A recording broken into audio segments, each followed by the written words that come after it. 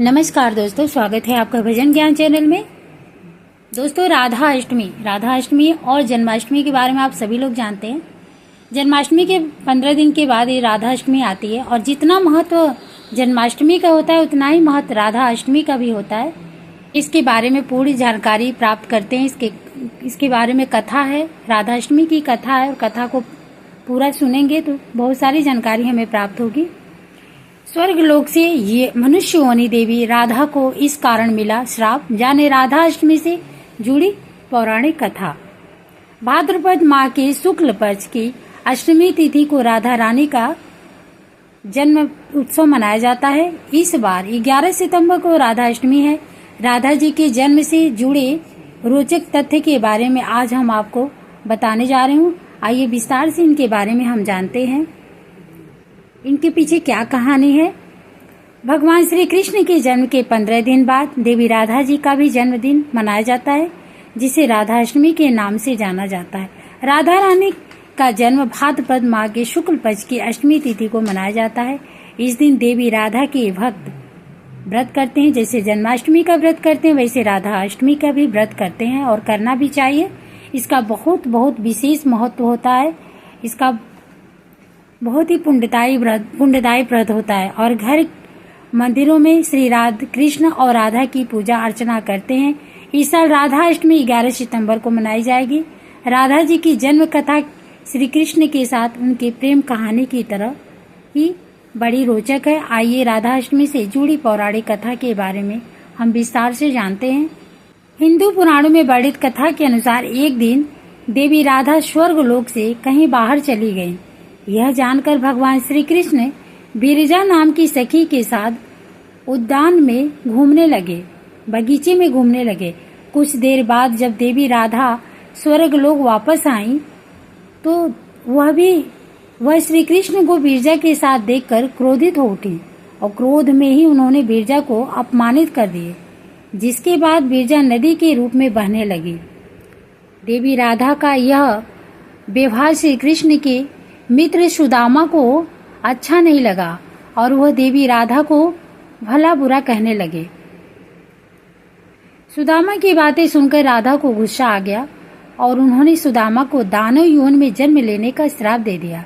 उसके बाद सुदामा भी ने देवी राधा को मनुष्य योनि में जन्म लेने का श्राप दे दिया। शिव पुराण की कथा के अनुसार देवी राधा के श्राप के कारण सुदामा ने शंखचूड़ दानव के रूप में जन्म लिया, जिसका वध भगवान शिव के हाथों से हुआ था।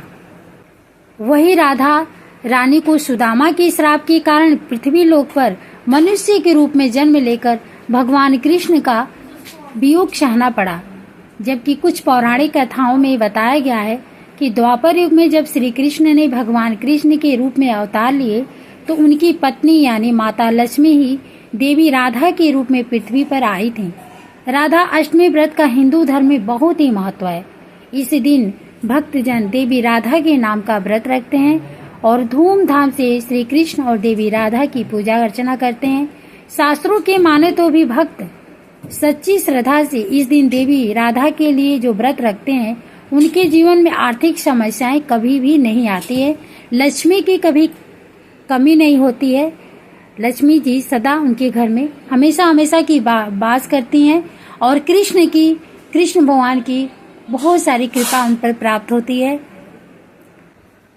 ऐसा भी माना जाता है कि इस दिन देवी राधा अपने भक्तों की सारी इच्छा भी पूर्ण करती हैं। जो भी कामनाएं होती हैं, भक्त के जो भी इच्छा होती हैं, जो भी मनोकामना लेकर वो व्रत रखते हैं, उनकी सारी मनोकामना पूर्ण करती हैं। धर्म शास्त्रों में बताया गया है कि अगर आपको श्री कृष्ण की कृपा प्राप्त करनी है तो देवी राधा के नाम का उस दिन जरूर जाप करना चाहिए। उनके नाम का कीर्तन भजन करना चाहिए। इसके बिना आप इस भवसागर को पार नहीं कर सकते। राधा नाम से कृष्ण भगवान बहुत ही प्रसन्न होते हैं, इस बात का जरूर ध्यान दें।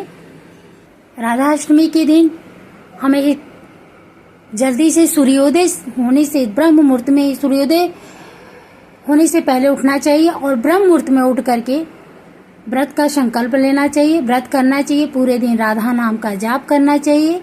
विधि विधान से श्री कृष्ण और राधा की जो मूर्ति है उनको पंचामृत से स्नान कराना चाहिए। भोग में पूड़ी, हलवा, चना, मालपुआ, रबड़ी और फल जितने भी होते हैं उन सब 2-1 फल से राधा जी का भोग लगाएं, कृष्ण भगवान का भोग लगाएं और सभी को प्रसाद बांटे, कीर्तन करें, भजन करें। पंचामृत से स्नान जरूर कराएं उस दिन। मूर्ति का जो भी मूर्ति आपके पास अगर नहीं है राधा की मूर्ति तो आप कृष्ण भगवान लड्डू गोपाल है तो आप उन्हीं का पंचामृत से स्नान कराएं। पंजीरी बनाएं और प्रिय भोग राधा जी का है अरवी की सब्जी, तो उस दिन अरवी की सब्जी जरूर बनाएं और माता लक्ष्मी की भोग लगाएं, माता राधा जी का भोग जरूर लगाएं। दिन भर व्रत करें। व्रत जैसे जन्माष्टमी का व्रत होता है वैसे राधाष्टमी का व्रत होता है। पूरे दिन आपको फल जल नहीं लेना, एक टाइम लेना है आपको, वो भी बिना नमक का ही ये व्रत करना चाहिए, नमक नहीं लेना चाहिए। दूसरे दिन सूर्योदय होने के बाद आपका व्रत का पारण करना चाहिए।